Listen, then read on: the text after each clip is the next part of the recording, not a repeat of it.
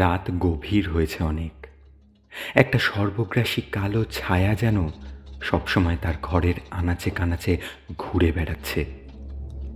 ছায়াটা যেন তার সমস্ত প্রাণ শক্তি কেড়ে নিতে চায়। কারোর কাছে সেই ছায়া ভয়ের, আবার কারোর কাছে শোকের। এমনই এক রাতে শনের ঘুম আসছে না। 22 বছরের স্মৃতি যেন এক লহমায় ছিন্ন ভিন্ন হয়ে গেছে তার। জন্মের পর সে তার মায়ের সঙ্গে কলকাতায় মাত্র 2 বছর ছিল। তারপর একদিন বাবা মায়ের সঙ্গে আমেরিকাতে চলে যায়। বাবা বিদেশি ব্যাংকে কর্মরত। জ্ঞান হতে সে কোনোদিন এই দেশে ফিরতে চায়নি। তার একমাত্র কারণ ছিল একাকিত্ব। সে দেশে কাউকে চেনে না। কেউ কি ওকে আপন করে নেবে কে জানে। বড় ভয় হয় ওর। তার চারপাশের এই কালো ছায়ার করাল গ্রাস থেকে থেকে ওর একাকিত্ব বাড়িয়ে দিচ্ছে। চোখটা জলে ভরে ওঠে শনের। আজ সে একা, বড়ই একা। কেউ নেই তার, কেউ নেই।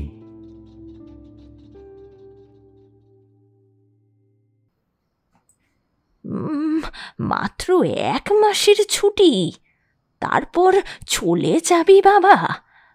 ওখানে একা থেকে কি করবি? সব গুছিয়ে এখানে চলে আয় না। এখানে আমরা সকলে আছি, তোর কোনো অসুবিধা হবে না। বাবার সম্পত্তি। মা থামবে, ও যেটা ভালো বুঝছে সেটাই ওকে করতে দাও না। আমেরিকাতে ওর নিজেরও তো একটা জীবন আছে, তাই না? এত কথা, এত গোলমাল সায়নের ভালো লাগছিল না। ওর মন এখন বড়ই উদাস। মনে পড়ে মাত্র কয়েক মাস আগের কথা। বোস্টনের পাবলিক গার্ডেনের পাশে দাঁড়িয়ে কথাটা তুলেছিল বাবা। এখানে দুর্গাপুজো কালী পুজোর কোনো মজা নেই। কলকাতাতে তো এলাহি কাণ্ড। যাবি এই বছর? যেতে চাইলে বল, টিকিট কাটবো।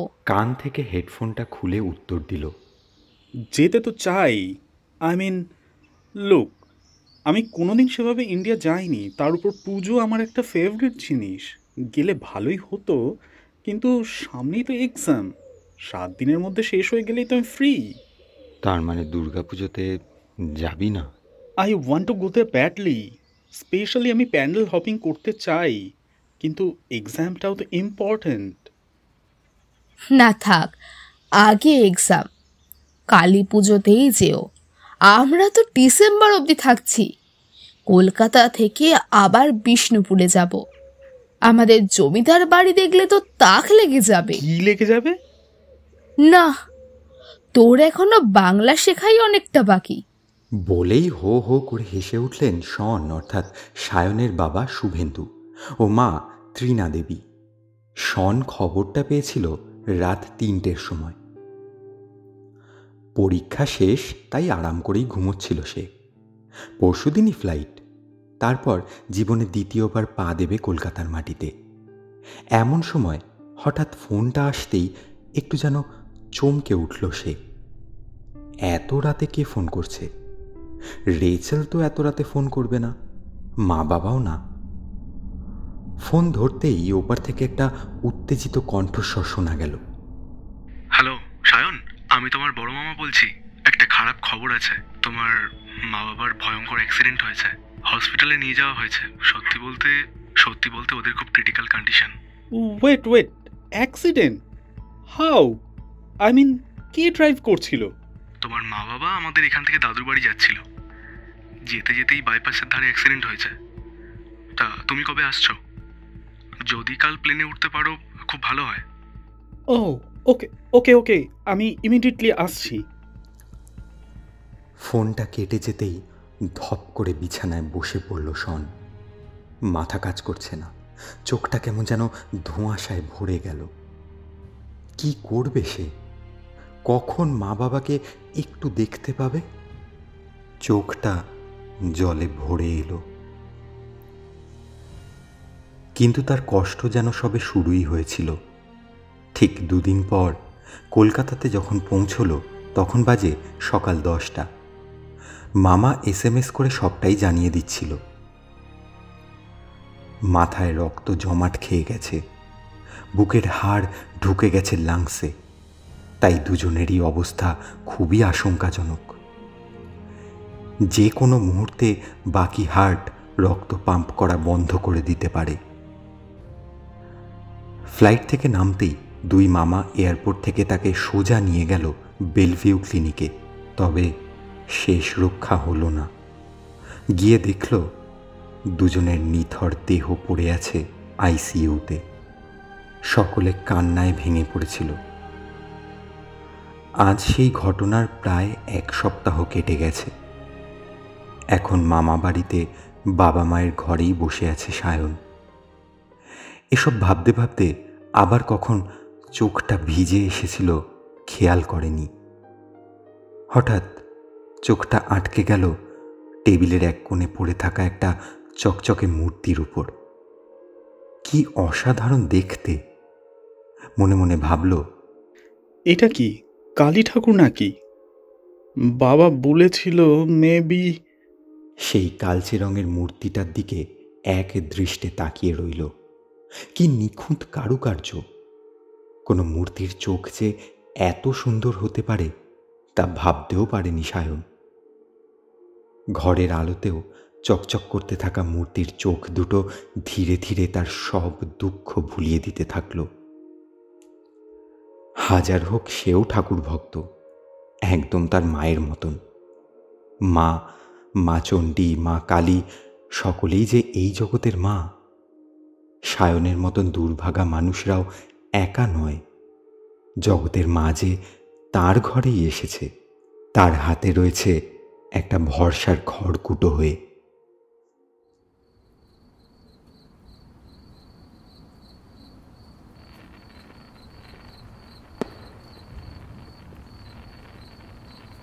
Don't worry, I am fine.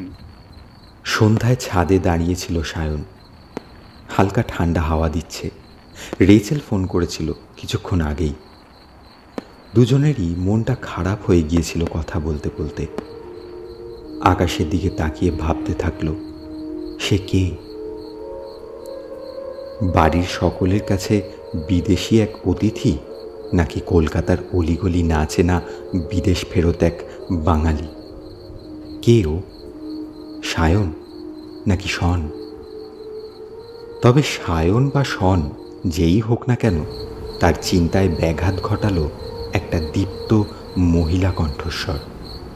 কি করছো বাবা? তুমি সায়ন তো, ত্রিনার ছেলে? হ্যাঁ, আমি সায়ন। আমায় সবাই শন বলে ডাকে অবশ্য। এই বাজি ফাটানো দেখছিলাম, কিন্তু কালী পুজো তো এখনো আসেনি। তবে লক্ষ্মী পুজো থেকেই তো এসব চলতে থাকে। লক্ষ্মী কে জানো তো? হ্যাঁ, আমি এগুলো মোটামুটি সব জানি। অ্যাকচুয়ালি আমি ইন্ডিয়ান কালচার খুব ফলো করি। মা আমাকে সব গল্প করেছে। হ্যাঁ, ত্রিনা ছোট থেকেই কালী ভক্ত। আচ্ছা শোনো, এখন খুব ঠান্ডা পড়ছে, ঘরে যাও। কাল সকালে গল্প হবে, কেমন? আমি ওই চিলেকোঠার ঘরটায় থাকি। তুমি এখানে কেন থাকো? আগে তো দেখিনি। আমি আসলে একা একা থাকতে খুব ভালোবাসি। আর হ্যাঁ, নিচের ঘরে যারা থাকে ওদের কাছে আমার কথা জিজ্ঞাসা করো না যেন। কিন্তু মনে থাকে যেন, আমার কথা জিজ্ঞাসা করবে না ওদেরকে। কিছু জানার হলে আমার কাছেই আসবে। এরপর দিনগুলো খুব দ্রুত কেটে গেল। বাড়িতে একদিকে যেমন শোকের ছায়া, অন্যদিকে তেমন সকলেই সায়নকে একা থাকতে দিচ্ছে না। তাকে হাসাচ্ছে, তার সঙ্গে আনন্দ করছে, আবার তারই আড়ালে গিয়ে কাঁদছে। সে এক মর্মান্তিক দৃশ্য যেন। তবে এ সবের মাঝে সায়ন খুব নির্বিকার রয়েছে। হঠাৎ বড় মামা প্রশ্ন করল, তুমি ঠাকুরদার বাড়ি যাবে তো? হ্যাঁ, যাব। আমাকে যেতে বলেছিল ওখানে। আচ্ছা শোনো, ওখানে গেলে কিন্তু সাবধানে যেও। আমরা এই মুহূর্তে কোথাও যেতে পারবো না। যেতে হলে কিন্তু তোমাকে একাই যেতে হবে। কি বলছো কি তুমি? ও একা যাবে কিভাবে? ও কলকাতারই কিছু চেনে না, ও একা যাবে হাজারিবাগ? পাগল নাকি? তাহলে কি করব বলো? এদিকে বোনের শ্রাদ্ধের কাজ শুরু করতে হবে, এখন ওখানে গিয়ে ফেরত আসতে অনেক সময় লেগে যাবে। তাহলে কি করব? শোন, তুমি বলো কি করবে?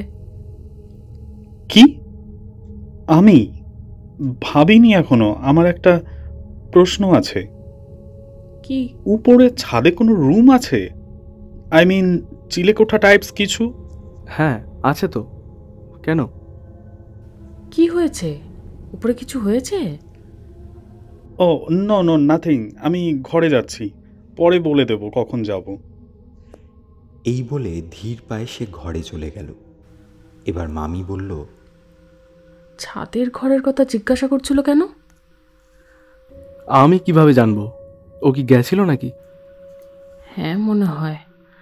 অবশ্য চিন্তার কিছু নেই, কালই হয়তো চলে যাবে। ওকে ছাদে যেতে দিও না, তাহলে আবার কোনো বিপদ হয়ে গেলে খুব মুশকিল হয়ে যাবে কিন্তু। ছাদে না যাওয়াই ভালো, আমার খুব ভয় লাগে। আচ্ছা আমি দেখছি যত তাড়াতাড়ি ওকে ওর দাদুর বাড়ি পাঠাতে হবে। সেদিন সায়ন তাড়াতাড়ি ডিনার করে নিল। রাতে কারোর সঙ্গে কোনো কথা বলেনি সে। ঘরে ঢুকে দরজা বন্ধ করতে যাবে এমন সময় ঘরের সামনে মাসিকে দেখতে পেল। ঘরে ঢুকে মাসি বলল, তোমার সঙ্গে কথা বলতে এলাম, কোনো সমস্যা নেই তো? সায়ন বারণ করতে পারল না, তার চোখে এখন ঘুম নেই, তবে কথা বলার ইচ্ছে খুব একটা ছিল না। শুনলাম তুমি কাল ত্রিনার শ্বশুর বাড়ি যাচ্ছ, ওখানে গেলে একটু সাবধানে যেও। কেন? Is there any problem? কোনো সমস্যা আছে? সমস্যা নয়, বিপদ।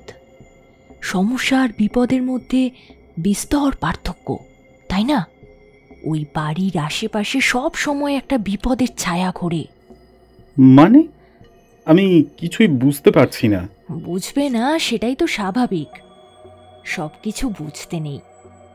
অন্ধকারে কেউ ডাকলে সেদিকেও যেতে নেই, সব কিছুতেই বিপদের আশঙ্কা থাকে। সায়ন কি বলবে ভেবে পেল না। মাসি বলে চলল, ওখানে অনেক রকম বিপদ আছে, তাই তোমার জন্য কিছু এনেছি। কি? মাসি তার শাড়ির আঁচল থেকে একটা কাপড় জড়ানো বাক্স দিল। সায়ন একটু হতভম্ব হয়ে গিয়েছিল। বাক্সটা হাতে নিয়ে কাপড়ের বাঁধুনিটা খুলতে যাচ্ছিল, মাসি আঁতকে উঠে বলে উঠল, না, ওটা এখন খুলো না, ওটা যখন তখন খুলতে নেই, এখন নিজের কাছে রেখে দাও। ওটা তোমার মায়ের প্রিয় বাক্স ছিল, ওতে একটা সোনার মূর্তি রয়েছে। যাওয়ার আগে তোমার মা আমার কাছে রেখে গিয়েছিল। এই মূর্তি খুব জাগ্রত, তাই খুলো না। কিসের মূর্তি রয়েছে এতে? সেটা নয় পরেই বলবো। এটা মায়ের কাছে ছিল না বলেই কি মা চলে গেল? কি জানি, হতে পারে। এটা ছাড়া তোমার মা মামার বাড়ি যাচ্ছিল। তবে এটা যে আমি তোমায় দিয়েছি সেটা কাউকে বলবে না কিন্তু। আচ্ছা। এই মূর্তি সবসময় তোমার কাছেই রাখবে, একদম হাতছাড়া করো না যেন, তাহলেই বিপদ। তুমি তো কাল ত্রিনার শ্বশুর বাড়ি যাচ্ছ, সাবধানে থেকো।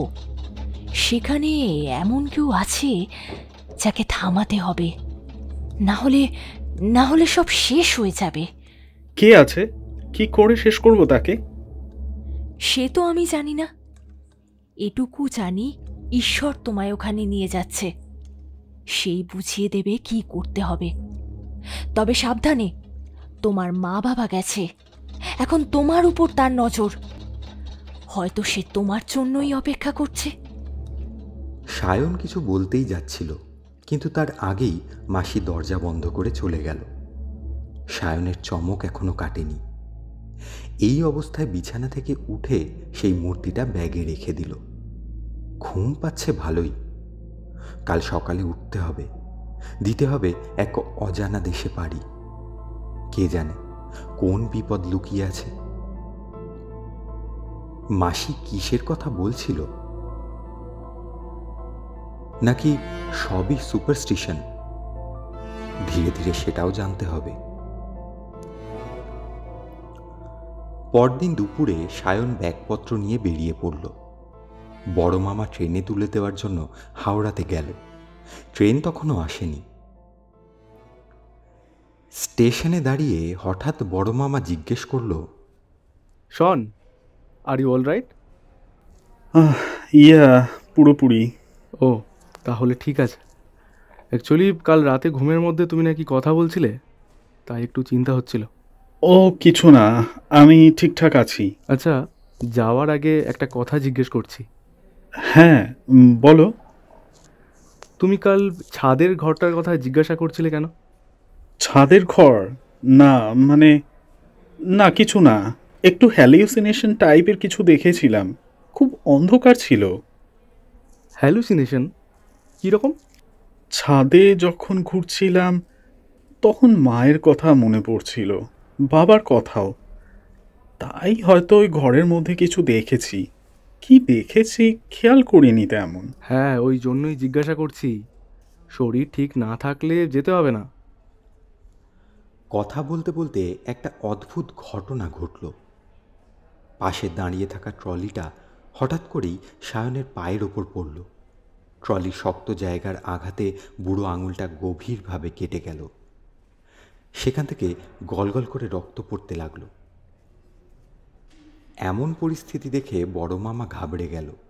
বলল, এই রে, তুমি তুমি দাঁড়াও, আমি ওষুধের ব্যবস্থা করি। না না, বলছি তো কিছু হয়নি। কিছু পিলস আছে, খেয়ে নেব না হয়। না না, তুমি দাঁড়াও, আমি এক্ষুনি ওষুধ ব্যান্ডেজ কিনে আনছি। এই বলে মামা ওষুধের দোকানের দিকে চলে গেল। সায়ন জল দিয়ে কাটা জায়গাটা ধুয়ে নিল একটু। স্কুলে প্রফেশনাল রাগবি খেলে সে।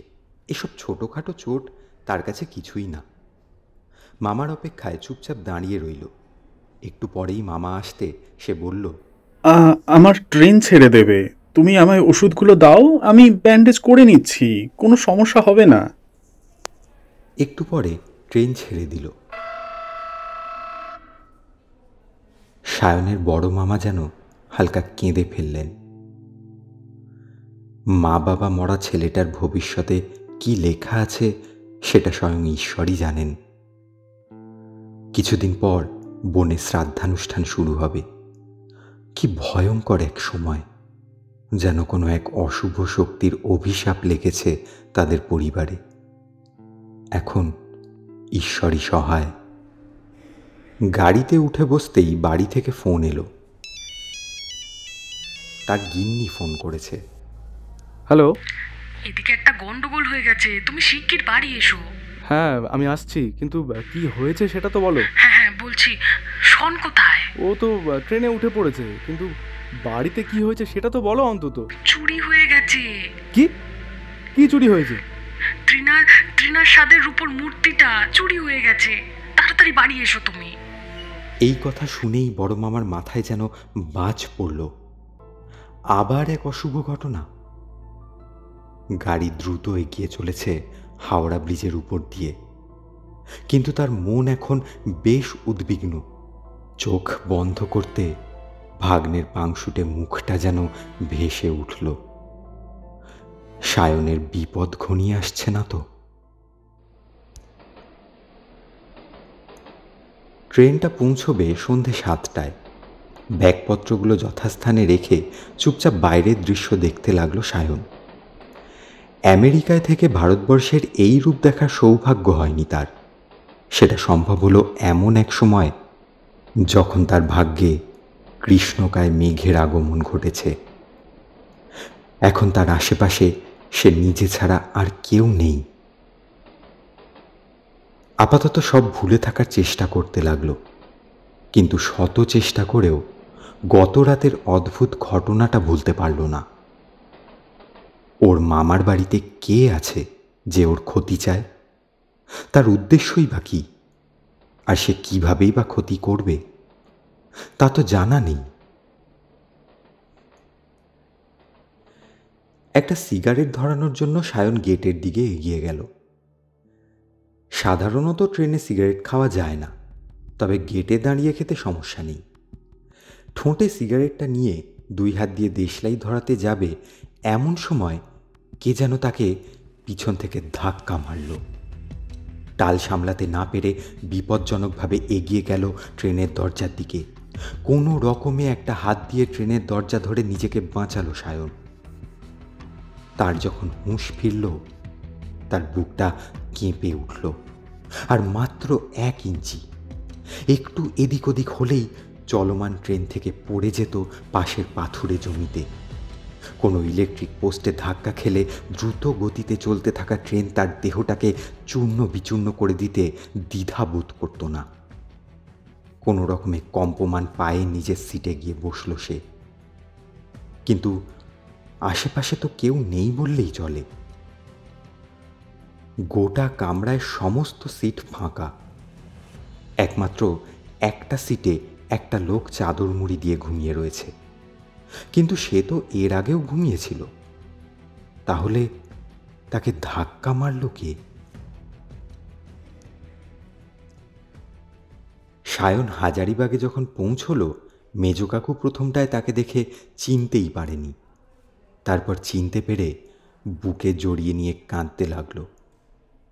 সঙ্গে একটা অদ্ভুত দর্শন লোকও ছিল। মেজো কাকুই তার সঙ্গে আলাপ করিয়ে দিল। এটা তো ছোট কাকু, ইয়ং বয়সে বাড়ি থেকে পালিয়ে গিয়েছিল, তাই তুই ওকে কোনোদিন দেখিসনি। বাড়িতে থেকে কি করব? গুরুদেবের আশ্রয়ে থাকলে এই সাংসারিক জীবন থেকে মুক্তি পাওয়া যায়। তোরা সব সংসারে জাঁতাকলে বন্দি। তুই থামবি ছোট? একেই ও বাংলা ঠিক মতন বোঝে না, তার উপর তুই যা বলছিস সেটা আমারই মাথায় ঢোকে না। বাড়ি চল, রাত হয়েছে। অগত্যা তারা একটি ছোট গাড়িতে উঠল। এটাকে নাকি ম্যাজিক গাড়ি বলে, বা ছোট করে বলা হয় টোটো। মিনিট 15-র মধ্যেই তারা বাড়িতে পৌঁছে গেল। সারা দিনের ধকলে সায়নের শরীর আর দিচ্ছিল না, তবু সকলের ইচ্ছের মান রেখে কিছুক্ষণ গল্প করল। তারপর তার জন্য বরাদ্দ ঘরে শুয়ে পড়ল সে।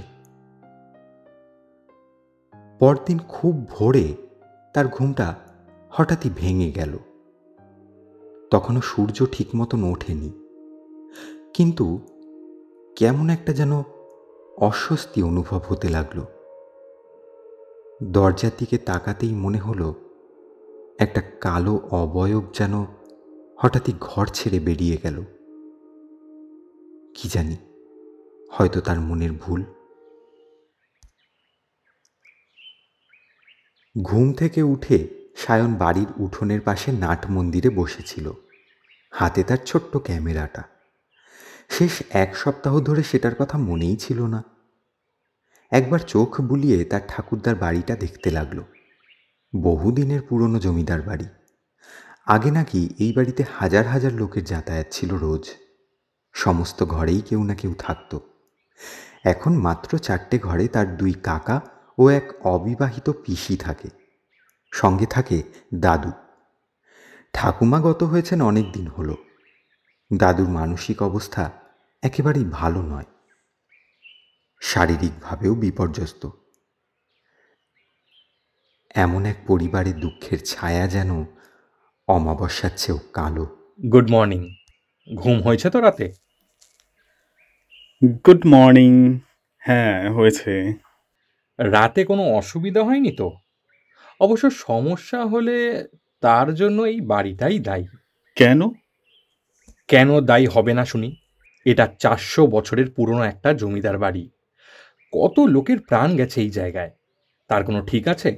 তাদের অতৃপ্ত আত্মা, মানে তোমরা যাকে বলো স্পিরিট বা ঘোস্ট, তারা যদি অনবরত ঘুরে বেড়ায়, রাতে কি ঘুম হবে? আপনি কি করে জানলেন? আপনি কি ওদের দেখতে পান? ওদেরকে দেখা যায় না বাবু, অনুভব করা যায়। আমি একজন কাপালিক। ইহ জগতের পরপারে যা আছে তা আমি খুব ভালোভাবেই অনুভব করতে পারি।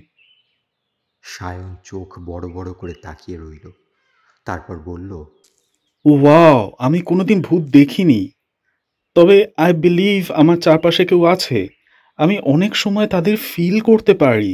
যখন এরকম হয় তখন গডকে প্রে করি, আমি মা কালীর ভক্ত।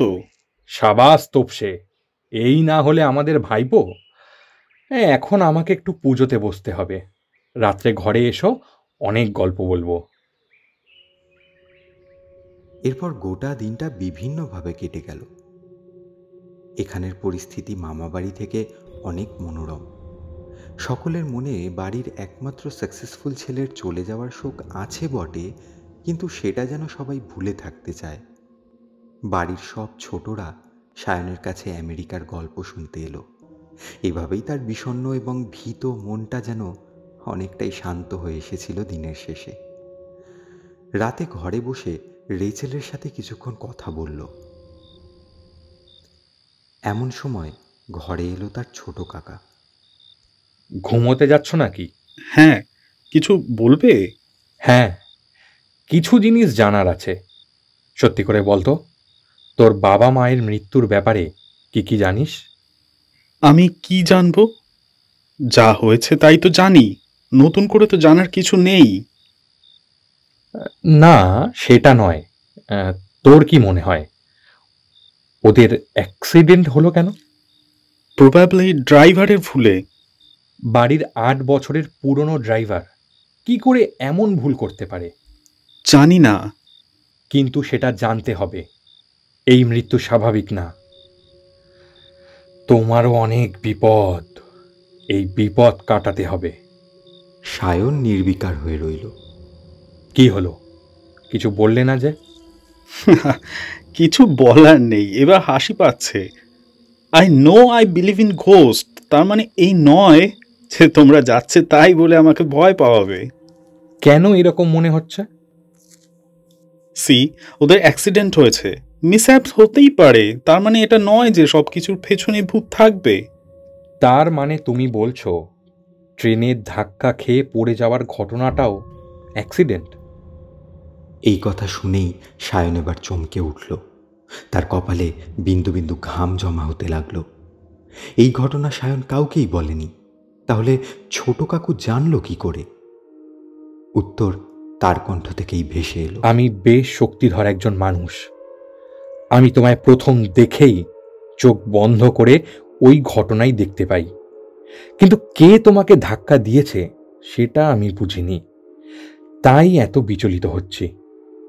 সায়ন বেশ ভয় পেয়ে বলল, what the hell is happening with us? সেটাই তো বুঝতে চাইছি।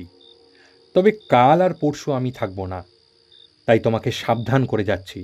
কোনো অলৌকিক কিছু দেখলে মা কালীর নাম জপবে। আমার বিশ্বাস সব কিছু ঠিক হবেই। কি করব বুঝলাম না। নাম নেবে, মনে মনে বলবে মা কালী, মা কালী। কি বুঝলে? এই কথা বলে ছোট কাকু ঘর থেকে বের হয়ে গেল। রাত অনেক হয়েছে। গ্রামের অন্ধকার সম্পূর্ণভাবে আলোকহীন হয়ে সঙ্গ দিচ্ছে দম বন্ধ করা নিস্তব্ধতার। এর আগে কিছুই মনে হচ্ছিল না তার। কাকুর কথা শুনে নিস্তব্ধ আঁধার যেন তার গলা টিপতে আসছে। রাতে একদমই ঘুম হলো না। ভোর রাতে অবশ্য চোখটা লেগে এসেছিল। এবার চোখ খুলল একটা অচেনা জায়গায়। কপালে ভীষণ ব্যথা, মাথাটা যেন ব্যথায় ছিঁড়ে যাচ্ছে। চোখটা খুলতে পারছে না, শরীর দুর্বল হয়ে গেছে হঠাৎ করে। কিন্তু ওই দূরে কার একটা যেন হাত দেখা যাচ্ছে। হাতে ওটা কি? তার ঘুমের ঘোর এখনো কাটেনি। কোনো রকমে উঠে বসতেই কাকিমা বলল, না না, এখন উঠো না বিছানা থেকে, ডাক্তার উঠতে বারণ করেছে। What happened? কি হয়নি সেটা বলো। তুমি 36 ঘন্টা অজ্ঞান হয়ে পড়েছিলে। তোমার মাথায় ছাদে ইট ভেঙে পড়েছিল। ভাগ্য ভালো বেশি জোরে লাগেনি। না হলে যে কি হতো। কিভাবে? আমি তো কিছুই বুঝতে পারিনি। আমি তো নিজের ঘরেই শুয়েছিলাম। তারপর বলে নিজের কপালে হাত দিল। রক্ত বের হয়ে জায়গাটা ভিজে গেছে। সায়নের হাত ধরে কাকিমা কেঁদে উঠল। সায়ন কি বলবে ভেবে পেল না। সত্যিই তার উপরে কোনো বিপদ ঝড়ের মতন এগিয়ে আসছে নাকি? এটা কি সেই ঝড়ের প্রথম হাওয়া, যে হাওয়া শো শো শব্দ করে তার জীবনের চারপাশে ঘুরে বেড়াচ্ছে? এই উত্তর তো সময় বলবে। সে তার ব্যাগটার দিকে তাকালো।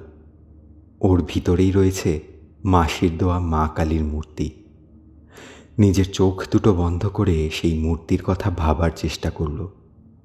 মনে মনে শুধু একটা কথাই বলল, আমায় প্রোটেক্ট করো, আমি মরতে চাই না, প্লিজ। কিন্তু সব সময় মানুষ যা চায় সেটা হয় না। অনেক রকম প্রতিকূলতা তার আশেপাশে ঘোরাফেরা করে। সায়ন যখন চোখ বন্ধ করে প্রার্থনা করছিল, তখন খেয়ালও করল না বিপদ তার চারপাশে দানা বাঁধছে। লক্ষ্য করল না একটা অদ্ভুত ব্যাপার। মিশমিশে কালো একটা ছায়া ঘরের অন্ধকারের মধ্যে মিলিয়ে গেল। সন্ধেতে সায়নের আবদার মেনে তাকে দাদুর কাছে নিয়ে যাওয়া হলো। সায়নের ঠাকুরদা এখন শয্যাশায়ী। তার মাথার অবস্থাও ঠিক নেই। জরাগ্রস্ত শরীর নিয়ে কোনো রকমে তার দিন কেটে যায়। কেউ চাইছিল না সে বিছানা ছেড়ে উঠুক, কিন্তু সায়ন আসাতে উঠে বসল। দাদু? কে কে ওখানে? আমি আমি সায়ন, তোমার নাতি। দাদু ভাই, কি সৌভাগ্য আমার! হ্যাঁ, কবে এলে? কোথায় কোথায় থাকো জানো তোমরা? আমেরিকা। বিলেত? সে খোকা কেমন আছে? সে সে আসে না কেন? খুব বড় বাবু হয়েছে। বাপ কি একটিবারও দেখতে আসে না? বাবা মা তো আসেনি। তাহলে তোর পিছনে ওটা কে? সায়নের বুকটা আবার কেঁপে উঠল। কে? এই অন্ধকারে কে দাঁড়িয়ে? ধীরে ধীরে পিছন ফিরে তাকিয়ে রইল। কেউ নেই তো। ঘুটঘুটে অন্ধকারে মোড়া বারান্দা। কোথায়? কেউ নেই তো। ছিল তো। কিরকম বিচ্ছিরি করে জিভ বের করে দাঁড়িয়েছিল। বাবা গো, দাদু ভাই সাবধানে থেকো। তোমার চারপাশে আমি একটা কালো অশুভ ছায়া দেখতে পাচ্ছি। হ্যাঁ, রাতে আমার ঘরে থেকো না। ওর হাত থেকে বাঁচা দায় হয়ে পড়বে। যাও যাও যাও, চলে যাও যাও। সায়ন ভয় পেয়ে বেরিয়ে গেল সেই ঘর থেকে। দূর থেকে শুনতে পেল দাদু বলছে, আয় আয় না, সামনে আসবি তো? হ্যাঁ, না হলে দেখবো কি করিস। হ্যাঁ, তোর বুকে কত সাহস! আয় আয়, একবার দেখবি, আয় আয়।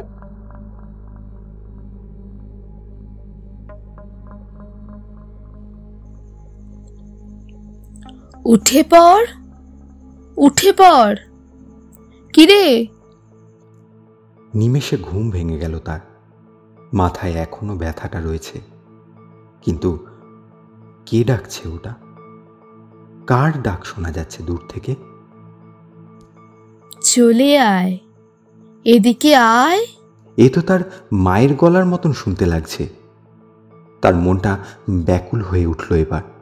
কিন্তু তার মা? নিজেকে শান্ত করতে চাইলেও পারল না। সেই ডাক এবার তীব্রতর হচ্ছে।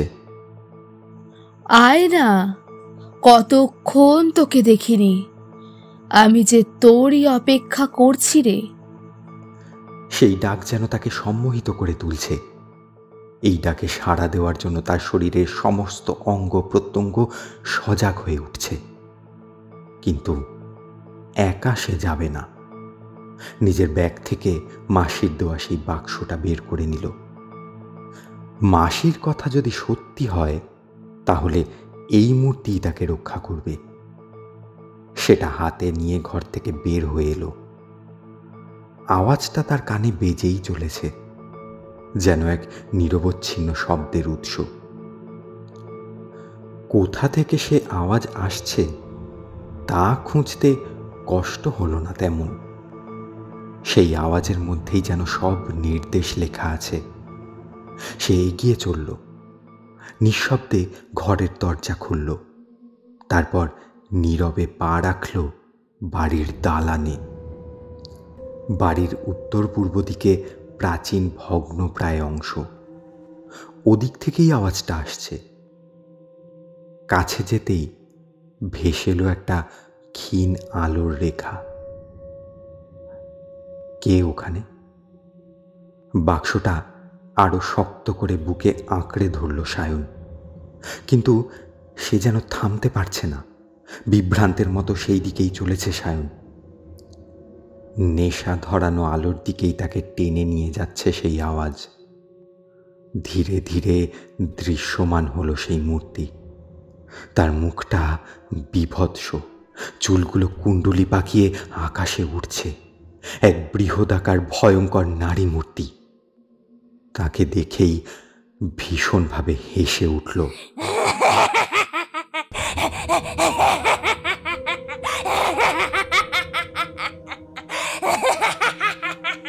এসেছিস?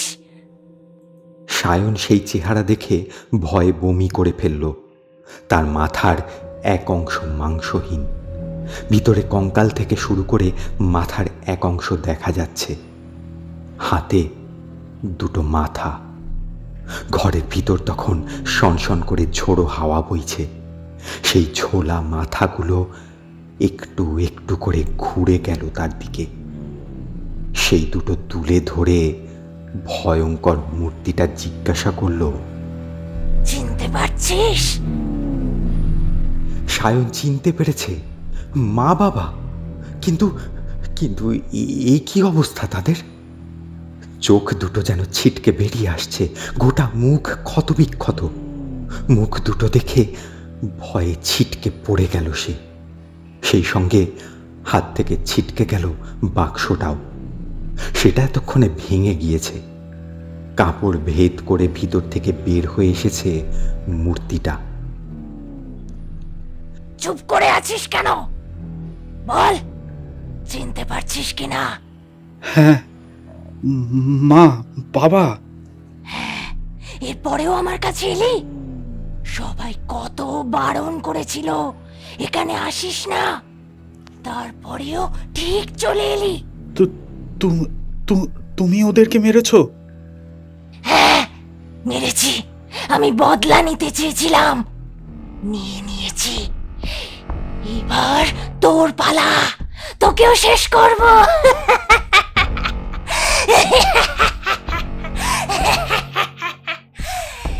সায়ন কোনো রকমে মাটি থেকে সেই মূর্তিটা তুলে নিয়ে পিশাচিনীর দিকে তুলে ধরল। বলল, ডোন্ট মুভ, একদম এগোবে না, একদম না। পিশাচিনী এবার ভয় পেয়ে যেন পিছিয়ে গেল। তারপর বলল, তোকে তো আমি মারবই। আমার রক্তের খিদে তোকে দিয়েই মেটাবো এই জন্মের মতো। তাই বলছি, নিজেকে ভালোই ভালোই আমার হাতে তুলে দে, না হলে কি? না হলে সবারই অবস্থা হবে। এই বলে সে নিজের হাতটা তুলল উপর দিকে। সঙ্গে সঙ্গে তার পিছনের সেই লাল আলো তীব্রতর হয়ে উঠল। আলোর তীব্রতায় সায়নের চোখ বন্ধ হয়ে গেল। চোখ বন্ধ অবস্থায় সে যা দেখতে পেল তা তার পক্ষে কল্পনা করা অসম্ভব। মামার বাড়ি এবং নিজের বাড়ির সমস্ত সদস্যরা নির্মম অত্যাচারের সম্মুখীন হয়েছে। ভয়ঙ্কর নারী মূর্তির দেহ থেকে বড় বড় কাঁটার মতো শাখা প্রশাখা বের হয়ে তাদের গলা দিয়ে ঢুকে গিয়ে পিছন থেকে বের হয়ে যাচ্ছে। তবু তারা মরছে না, যন্ত্রণায় ছটফট করছে আর বলছে, সায়ন, সায়ন, আমাদেরকে বাঁচা, নিজেকে ওর হাতে তুলে দে।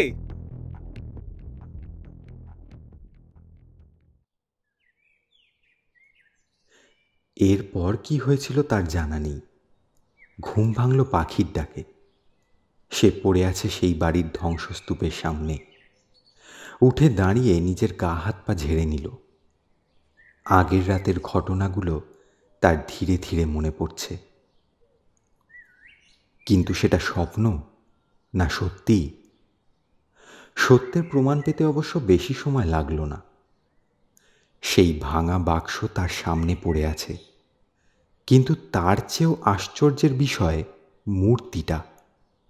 মূর্তিটা সোজা হয়ে দাঁড়িয়ে রয়েছে সেই জায়গায় যেখানে ওই পিশাচিনী তার জন্য অপেক্ষা করছিল। মূর্তিটা হাতে করে তুলে এনে কাপড়ে জড়িয়ে নিল। সকলের ঘুম থেকে ওঠার আগেই তাকে ঘরের মধ্যে যেতে হবে। তার গোটা শরীর অবসন্ন হয়ে আসছে। এ কি হচ্ছে তার সঙ্গে? পরপর দুদিন এরকম অদ্ভুত ঘটনা সায়নের যেন বিশ্বাসই হচ্ছিল না। কোনো রকমে নিঃশব্দে ঘরে ঢুকে বিছানায় শুয়ে পড়ল। বিছানায় পড়া মাত্রই গভীর ঘুমে তলিয়ে গেল।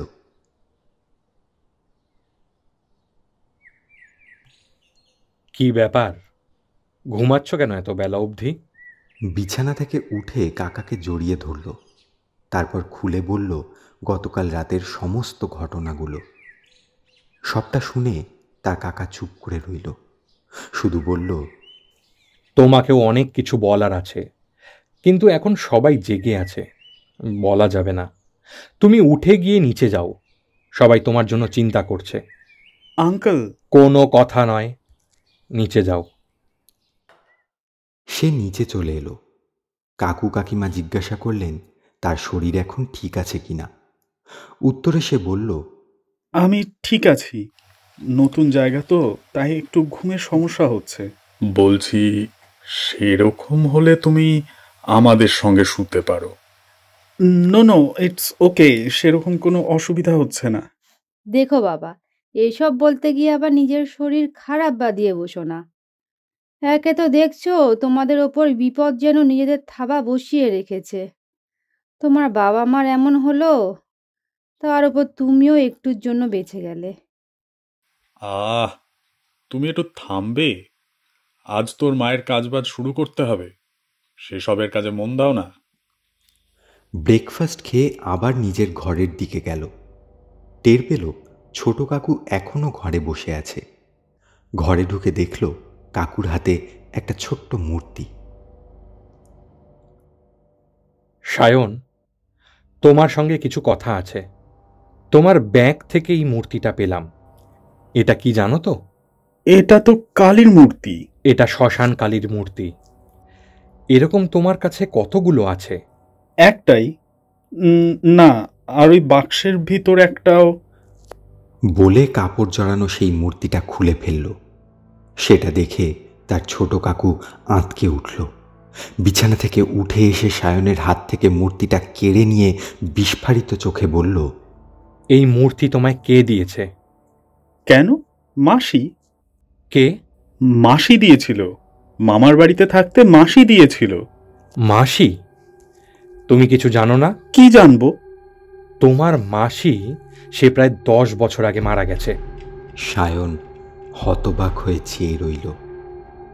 ছোট কাকু এবার বলল, আজকে তুমি যে কথাগুলো শুনছো বা শুনবে, সেগুলো তোমায় কেউ কোনোদিনও বলবে না, কেউ বলতেও পারবে না, কারণ এর মধ্যে লুকিয়ে আছে এই বাড়ির সবচেয়ে কলঙ্কময় অধ্যায়ের গল্প। তার আগে ঘরের দরজা জানলা সমস্ত বন্ধ করে এসো। প্রথমে আমি তোমাকে সব ঘটনা বলবো, তারপর আমাদের কি করতে হবে সেটাও বলবো।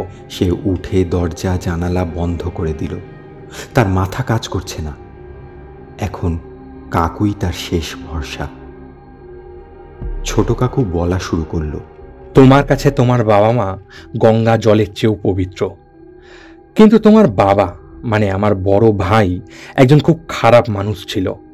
একটা বিশেষ ঘটনার পর তোমার বাবা পুরোপুরি বদলে যায় এবং তার ফল তোমাকে ভুগতে হচ্ছে। তোমার মায়ের নাম তৃণা, কিন্তু তোমার মাসি রোহিণী তোমার বাবার প্রতি খুব দুর্বল ছিল প্রথম থেকেই। বিভিন্নভাবে তোমার বাবাকে উস্কাতে শুরু করে তোমার মা বাবার বিয়ের পর। তোমার বাবাও বিয়ের আগে অবধি এক উচ্ছৃঙ্খল জীবনযাপন করতেন, তাই তোমার মায়ের অজান্তেই রোহিণী ও তোমার বাবার প্রেম কাহিনী শুরু হলো এবং সময়ের সাথে ধরাও পড়ে গেল। তবে তোমার মা তোমার বাবাকে ক্ষমা করে দিয়েছিল। এই সব ঘটনা তোমার জন্মের আগের। তৃণা সব জেনে যাওয়ার পর খুব ঝামেলা হলো। তারপর ধীরে ধীরে তোমার বাবা রোহিণীকে ছেড়ে তৃণার দিকে ঝুঁকে পড়বে, সেটা রোহিণী স্বপ্নে ভাবিনি। তাই রোহিণী একদিন সবার সামনে এসে বলে বসে সে নাকি গর্ভবতী। সেই সন্তানের বাবা হচ্ছেন তোমার বাবা। দুর্ভাগ্যবশত সেদিন সে এই বাড়িতেই উপস্থিত ছিল। তার দিদি ও প্রেমিক জামাইবাবুকে দেখতে আসার নাম করে সব কাণ্ড ঘটিয়েছিল। তারপর এটা নিয়ে শোরগোল বেঁধে যায় গোটা পাড়ায়। বাড়িতে তুমুল অশান্তি হতে শুরু করে, কিন্তু দিনের শেষে সবাই তোমার বাবার সমর্থনে দাঁড়ায়। রোহিণীর অন্তরাত্মা ছিন্ন বিচ্ছিন্ন হয়ে যায়। সে গলায় দড়ি দিয়ে আত্মহত্যা করে ঠিক ওইখানে, যেখানে গতকাল রাত্রে তুমি ওকে দেখেছিলে। কিন্তু ও আমায় মারতে চায় কেন? ও অনেক দিন ধরেই তোমাকে এবং তোমার পরিবারকে মারতে চায়। সেই বিপদ বুঝেই তোমার মা কখনো কালী মূর্তিকে নিজের কাজ ছাড়া করতো না, কিন্তু এখানে আসার দিন কাজ ছাড়া করে ফেলল। তার ফলস্বরূপ তোমার মা বাবা ইহলোক ত্যাগ করল। মনে হয় ওই বাড়িতে ফেলে এসেছিল। ওই মূর্তি কাজ ছাড়া করতেই হলো এই চরম বিপদ। আর তুমি ওই বাড়ি যেতেই তোমার কাছে চলে এলো সেই মূর্তি, এবং তোমার মাসি ওই বাড়ির চিলেকোঠায় সুকৌশলে তোমাকে আরও একটা শ্মশানকালীর মূর্তি দিল। তার মানে আমার কাছে দুটো কালী মূর্তি আছে?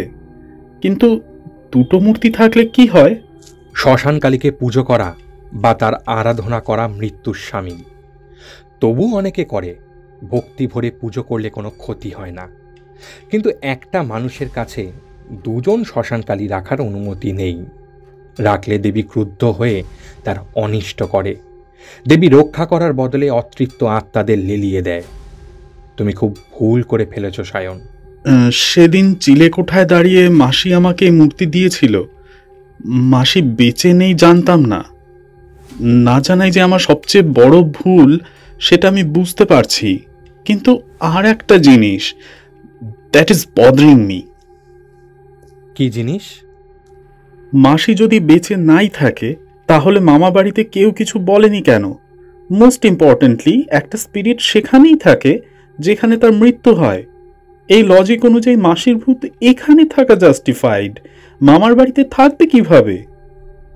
ওই আত্মার মনে জমে থাকা ঘেন্না তাকে অনেক শক্তি দেয়। সেই শক্তি যখন বেড়ে যায় তখন সে মৃত্যুর জায়গা থেকে হাজার হাজার কিলোমিটার দূরে গিয়ে ক্ষতি করতে পারে। কিন্তু মাসি তোমায় পেয়ে ছেড়ে দিল কেন? আই ডোন্ট নো, কিন্তু সে আবার আমাকে যেতে বলছে তার কাছে। আমি যদি না যাই তাহলে সে সবাইকে মেরে ফেলবে। আমি কি করব? শান্ত হও। এটুকু জানি যে তার মুক্তি হয়নি এখনো। তোমাকে মারলে তবেই তার মুক্তি। সে তোমাকে কোথায় ডেকেছে? এইসব কথা শুনে সায়নের খুব গরম লাগছিল।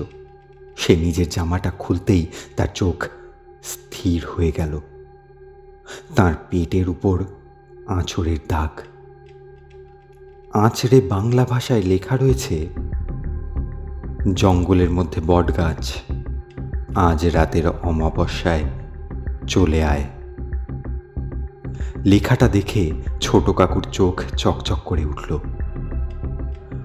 অদ্ভুত নৃশংসতায় ভরা একটা চোখ নিয়ে বলল, এটাই সুযোগ। আমার ঘরে আয়, অনেক কাজ আছে।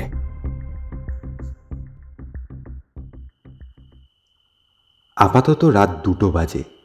সে বেরিয়ে পড়েছে। তার হাতে ছোট্ট একটা থলে। ওর ভিতর রয়েছে কিছু দরকারি জিনিস। কাকু দিয়েছে। ওগুলো কি জানতে চেয়েছিল? উত্তর এসেছিল, সময় হলে ঠিক জানতে পারবে। চারপাশে গাঢ় অন্ধকার। আমেরিকাতে আলোর রোশনাইয়ের মাঝে এই অন্ধকার একেবারেই অমিল। রাত হলো একটা দুর্ভেদ্য চাদর। সেই চাদরের ফাঁক দিয়ে হেঁটে চলেছে সায়ন। কি হবে কেউ জানে না। হঠাৎ একটা হোঁচট খেল। কোনো রকমের তাল সামলে পড়ে যাওয়া থেকে নিজেকে বাঁচালো। এই তো সেই বটগাছ। দাঁড়িয়ে ডাক দিল, আমি এসেছি। তোমার কথা মতো ঠিক সময় আমি চলে এসেছি। কোথায় তুমি? সামনে এসো। সায়নের পিছন দিক থেকে সেই লাল রঙের আলোটা জ্বলে উঠল। দেখে মনে হলো যেন বিদেশি সিনেমায় দেখা কোনো পোর্টাল। সেটা থেকে পা বাড়িয়ে এগিয়ে আসছে আগের দিনের দেখা সেই পিশাচিনীর দেহ।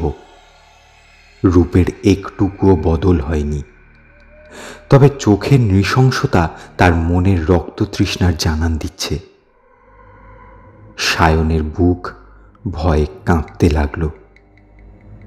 সেই মূর্তি ধীরে ধীরে সায়নের দিকে এগিয়ে আসছে, তবে আগের দিনের মতন সে কোনো কথা বলছে না।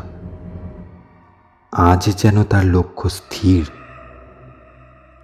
এবার সে দুহাত বাড়িয়ে সায়নের গলা টিপতে এলো, কিন্তু সায়ন সঙ্গে সঙ্গে দৌড় লাগালো।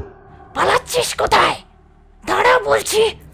এরপর সেই নারী মূর্তি তাকে ধাওয়া করতে শুরু করলো। সায়ন বুঝল সে এখনো বেশ দুর্বল। প্রাণপণে দৌড়তে শুরু করলো।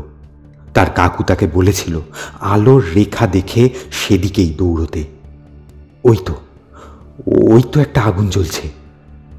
পিছন ফিরে একবার দেখে নিল, সেই মূর্তি ভয়ঙ্কর রূপ ধরে তার অনেক কাছে চলে এসেছে।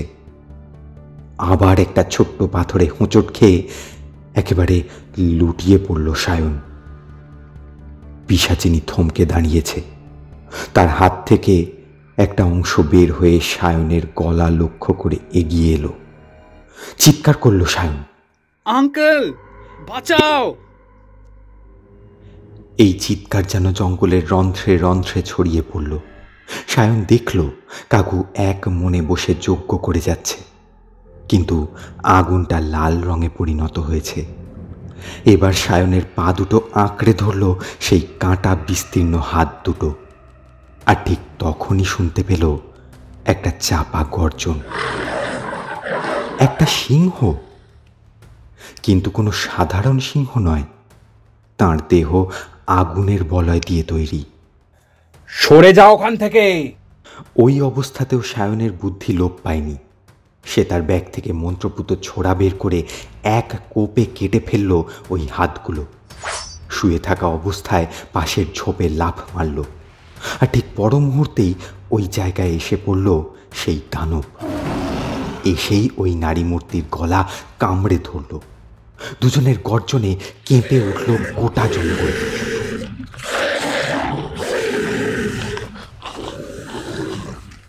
তাদের লড়াই বিস্ফারিত চোখে দেখছে সায়ন।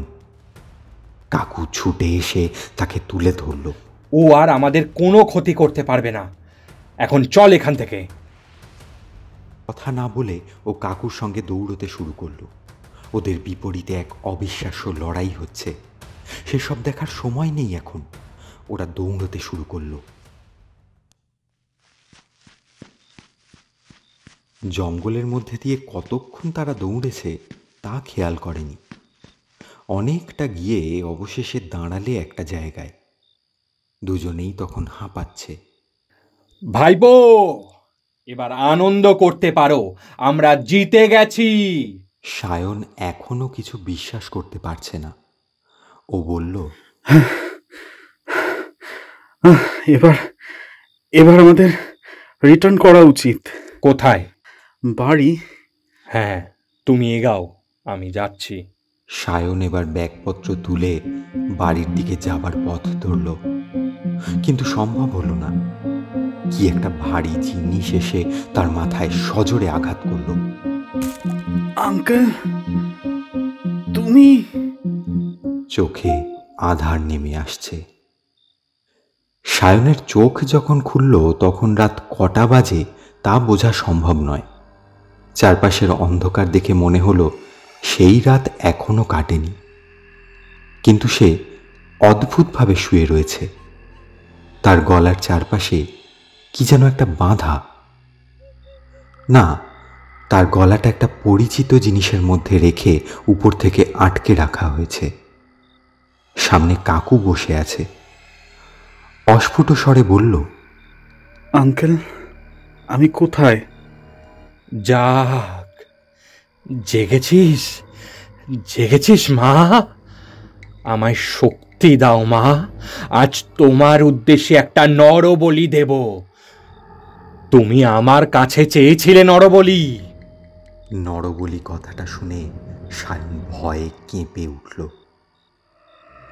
ইন্ডিয়ান কালচার সম্পর্কে পড়ার সময় সে এই নরবলি নামের নৃশংস প্রথার কথা খুব শুনেছে। দিনের শেষে সেই কিনা নরবলির মঞ্চে উঠে পড়েছে নিজের অজান্তে। কাকুর উদ্দেশ্যে বলার চেষ্টা করল, আঙ্কেল, এরকম কেন করছো? আমি কি দোষ করেছি? দোষ? তোদের পাপের ঘরা পূর্ণ হয়ে গেছে রে গাঁড়ল। সালা ঢ্যাং ঢ্যাং করে বিদেশ চলে গেলি। বাবা ভাই কাউকে দেখলি না? তোর বাবার কথা বলছি রে মাথা মোটা। তোর বাবার জন্য আমার এই বাড়িতে ফিরে আসতে হলো। আমি সাধনায় মগ্ন ছিলাম, সব ছেড়ে ফিরে আসতে হলো আমাকে। কিন্তু আমায় তো আমার লক্ষ্যে পৌঁছতেই হবে। তাই আজ তোর নরবলি হবে। তোর রক্তে স্নান করে আমি সাধনায় বসবো।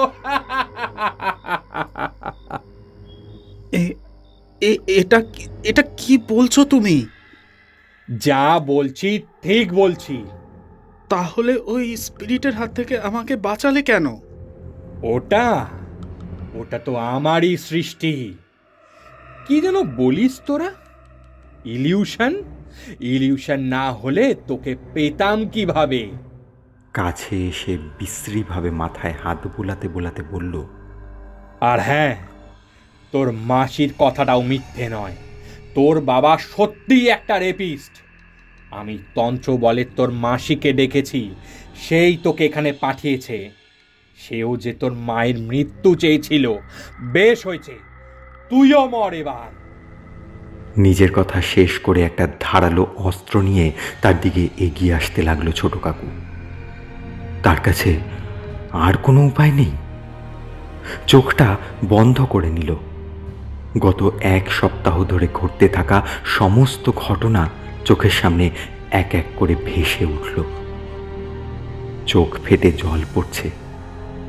এবার চলে যাবে মা বাবার কাছেই। কাকু পাশে এসে দাঁড়িয়েছে। অস্ত্রটা উপরে তুলে নিল। এবার গলায় কোপ পড়বে। ঠিক তখনই একটা বন্দুকের গুলির শব্দ। কাকুর দেহটা লুটিয়ে পড়ল মাটিতে। সে করাতের মতো যন্ত্রটা তার পিঠের উপর পড়ল। যন্ত্রণায় চিৎকার করে উঠল সায়ন। দূর থেকে ছুটে আসছে বাড়ির পরিচিত কিছু মুখ, সঙ্গে পুলিশ। সায়ন ধীরে ধীরে অজ্ঞান হয়ে গেল।